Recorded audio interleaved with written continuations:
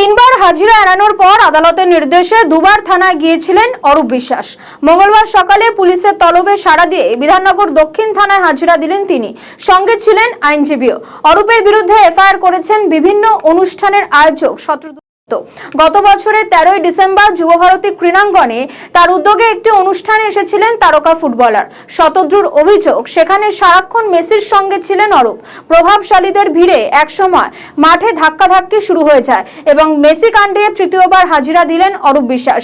প্রথমে হাজিরায় এড়িয়ে গেলেও তারপর তিনি তিনবার হাজিরা দিলেন এবং স্বাভাবিকভাবেই এই তদন্ত ইতিমধ্যেই চলছে। পাশাপাশি পুলিশের আধিকারিকরা অরূপ বিশ্বাসকে জিজ্ঞাসাবাদও করেছে।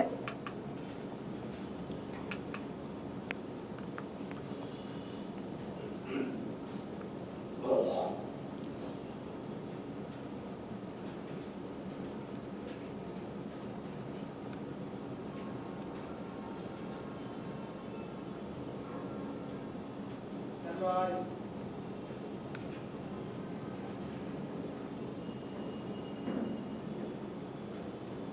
5, 4, 3